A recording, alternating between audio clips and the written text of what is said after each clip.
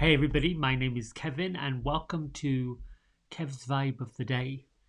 Let's get right to the cards. There we go. All right, so working with the Angels and Ancestors Oracle cards from Kyle Gray with these delightful images by Lily Moses. I spent a good amount of time yesterday evening and again early this morning connecting with these beautiful sacred symbols, guardians, and beings. There's a lovely connection prayer that goes with this deck about calling the guardians of the four corners, the mother in the earth, the father in the sky, the angels, ancestors, and sacred ones, and calling them forward and welcoming them. And then you can step into the four directions, beginning with the east, then to the south, the west, and the north, and employing and invoking all of those energies. The air from the east, and the angels of fire in the south, the angels of water in the west, and the angels of earth in the north. It was quite delightful, and I am honored to have completed the meditation and bringing in the shaman. Now, there are 30 wise ones in this deck, and the shaman's message really is about trust. Trust that you have all the spiritual help, all the spiritual knowledge and know-how and wisdom that you could ever need to navigate what is occurring in the inner structure of the planet Earth right now. The shaman basically comes to bring a message that you're to trust in your spiritual higher forces. And we've talked about this in the last couple of days, that during turmoil, it is easy to get stuck in the ego of wanting to rush in, step in, solve problems, defend our corner, with a second card that was right behind it, and one that I felt compelled to pull with it, is the broken arrow. The broken arrow is a symbol. When Kyle was writing the book, I think it was called Sacred Warrior or Warrior of Light, he said he had visions of these various symbols and he felt compelled to write about them, to channel them. And the broken arrow is a symbol that any discord, disharmony, disagreements, issues, problems have come to an end, and that we are to embrace all energies with peace and with love. So if you found yourself at odds, whether that's internally, emotionally, fretting about things, perhaps you are at odds with the person you love and truly care about, and you're not really sure how to heal the discord, the disruption, know that peace is here. And to embrace the peace and to approach the situation, the story, and the person with that in mind, with peace. So the two together, just trust in the light, trust in the energy of the light, in the energy of the universe, and that know that whatever is transmuting, transforming, being disruptive, being somewhat out of place, is all for a higher reason and a higher cause.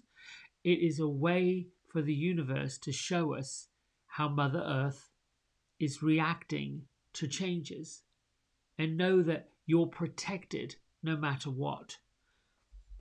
The broken arrow says, move forward with peace. Find a peaceful resolution to all of your conflicts. So trust and go with peace. Right, my friends, it is time to read from our book. This one. And we're going to turn to the 14th of October.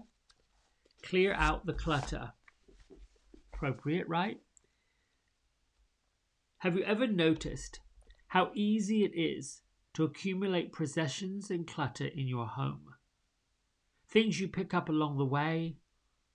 Have you ever noticed how easy it is to begin accommodating this clutter, getting used to it, thinking of it as just part of your environment? It can be that way with our emotions too. No matter how hard we strive to stay clear, we pick up bits of clutter along the way. It's so easy to ignore deeply embedded emotions in their impact in our lives.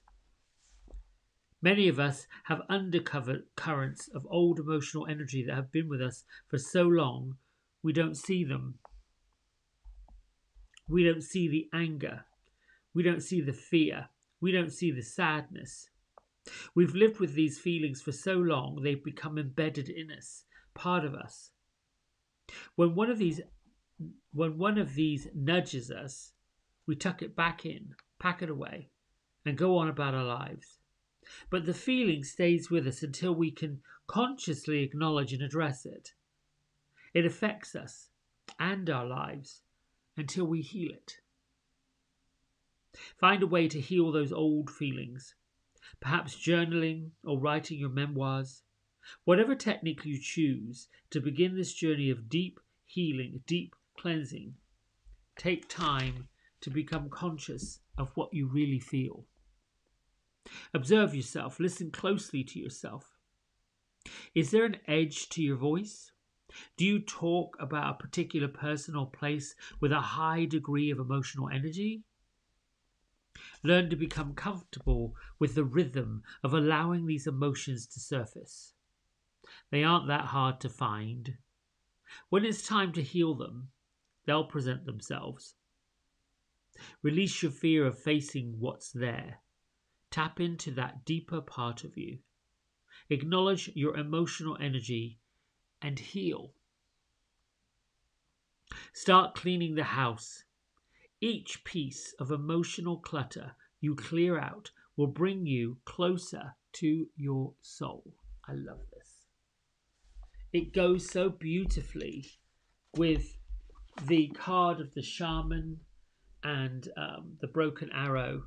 And then, personal note, that's what I was doing yesterday afternoon.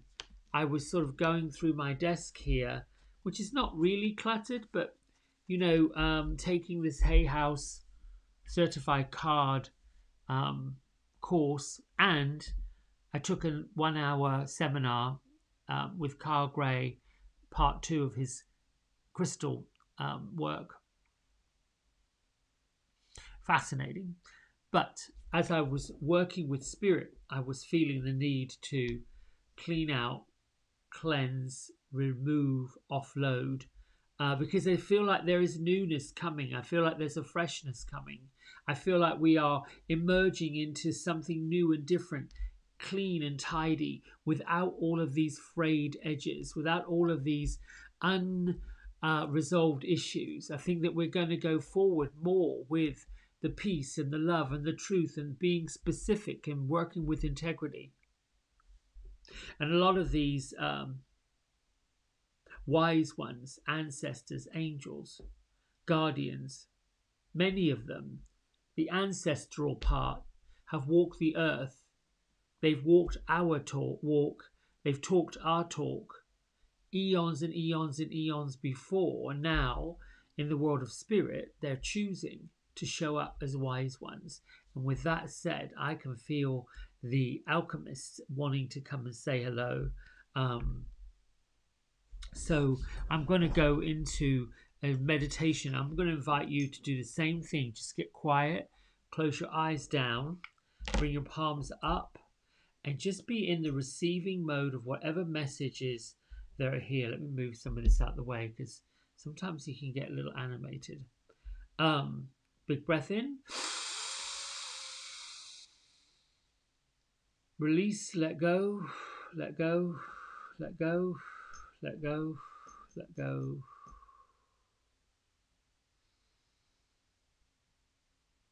Just start up your breath. Listen to the noise it makes going in and out.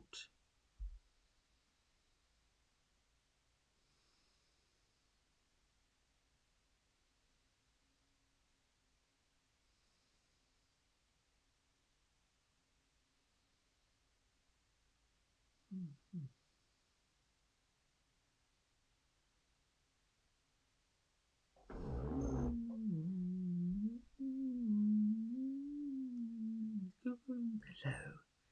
Hello, hello, hello, hello, hello, my dear friends. Hello, hello, hello, hello. Ah, it is so good and feels so lovely to be with you this day, this glorious day, and I am honoured, blessed, privileged to talk with you. We are always in awe and always grateful for what we are able to bring to you. And as I have said many times before, the alchemical energies are connected to, as everything is, the sacred geometric grid that covers all things. You've heard these wise ones, and maybe you've heard others talk about the Akashic records. The word Akashic is Sanskrit. Sanskrit is one of the oldest languages that mankind adopted way back in the Middle Eastern part of this planet, where civilization became known back into Egyptian times and way, way, way back in, where it was said that there was a recording or a journaling, if you like, or a recognition of these events, these happenings, long before the pharaohs and the Egyptians and the goddesses and their helpers and their teachers and their sharers and their disciples and all of these wise ones began to draw their symbols upon the walls of caves and pyramids, and all this was all part of it. You see, my darling friends, without a record, without recording the journey that mankind is on, there can be no real point of reference. And as you have all witnessed here in your lifetime, short as it has been, very short compared with the immense amount of space and time that you have actually been in existence, which is why I'm delighted to share and why we have presented young Master Kevin with this delightful deck of oracle cards that he initially was not really keen on. It worried him, intimidated, I believe the word is. While we find that rather difficult to comprehend that this young master should be intimidated by anything or anyone, we watch and observe and are very much a part of the forthright way with which he approaches situations and people, and the rather specific, truthful way that he is quite verbose and expressive with his ways of being. But digressing away from the subject, we presented these wise ones, ancestors, and symbols. And then we sit back and observe, as we do with all of you.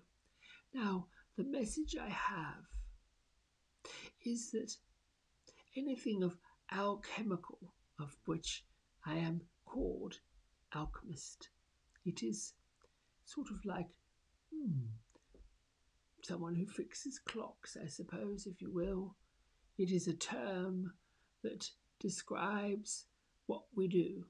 We alchemically alter certain things. So part of my energetic makeup is the grouping of energies for transmutation, transformation, and change.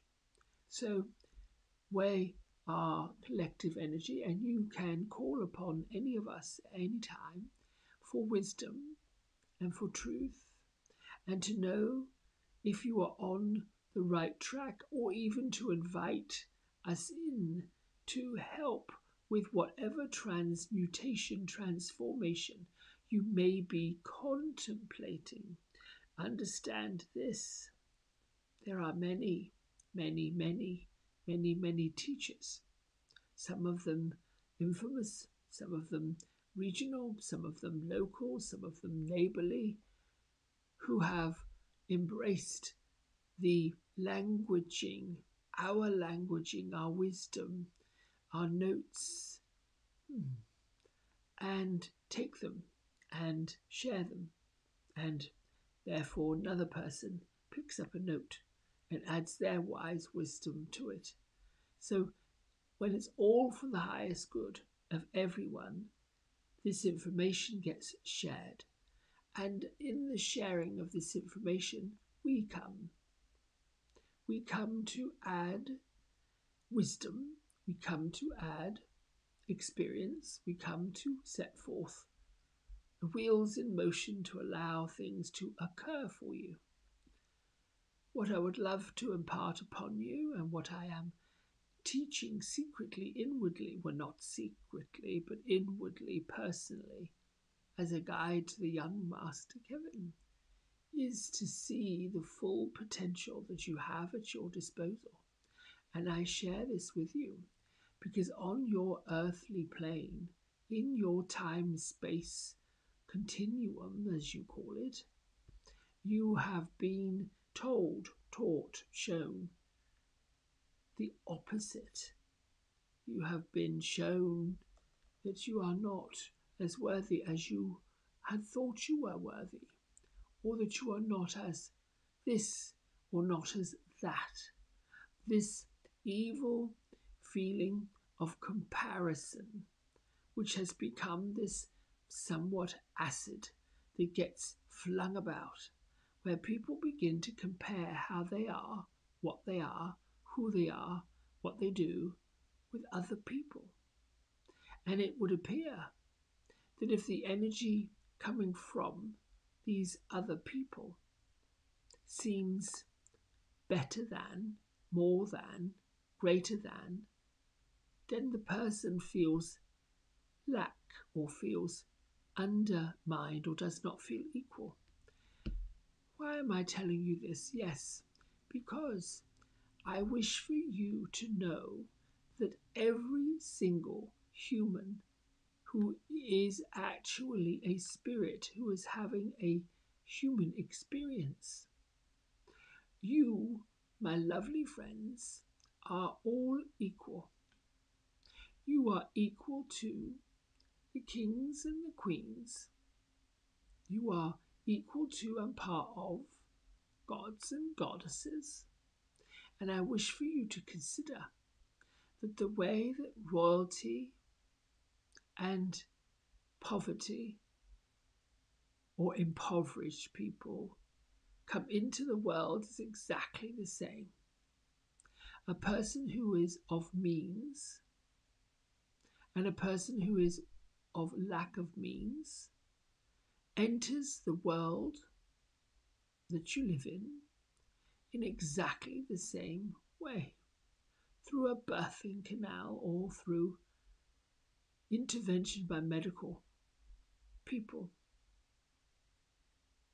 They leave, the spirit lets go of the body and releases it back to the earth in exactly the same way. So this notion that while you are here, or while you are there, or while we're with you, that you are not equal to other people is preposterous. Now, understanding this, there have been many wise ones, saints and pharaohs who have walked the earth and have done an excellent job at trying to reconcile the balance of cultures, humanity, the balance of cultural humanity through teachings, through traveling. And now we have the science of technology. The galaxy opened itself up to the scientists who were instructed to place implements into the space in order to communicate with your planet, in order to see your planet. The introduction of artificial intelligence. Is it artificial or is it real? Is that a person talking to me or not? What is this? And we watch and observe as the human, which is really a spirit inside a human experience, observes this. How can this be? How is this possible? I am speaking to my hand and I'm hearing a voice. And then comes the introduction of spirit connected to the body as I come and speak with you through the vessel known as Master Kevin. It's the same. The energy is the same. You are the same. So my message to you this morning or this afternoon or this evening, we don't have time, we don't have clocks, we don't know what all that is, but message here is you are equal to others. You should stop discrediting yourself. Stop the negative nonsense that you are not good enough, worthy enough, rich enough, tall enough, pretty enough, this.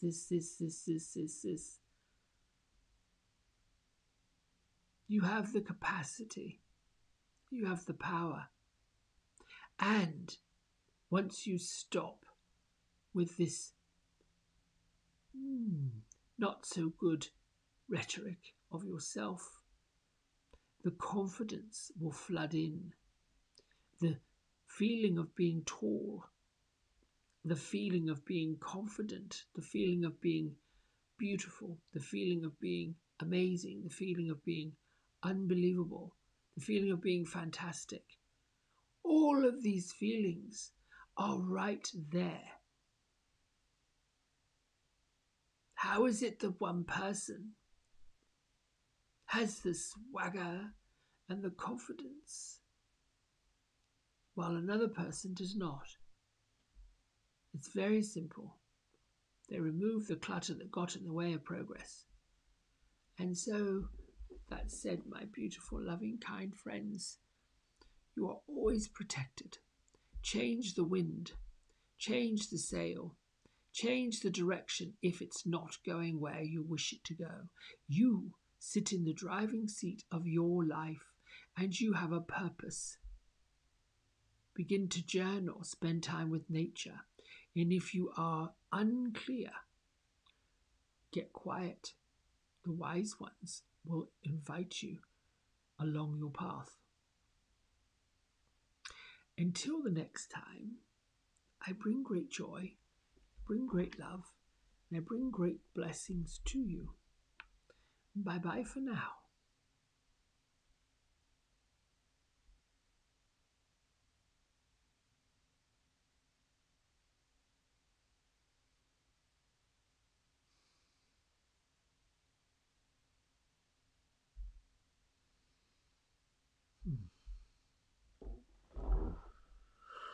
Bring your hands to prayer at heart center.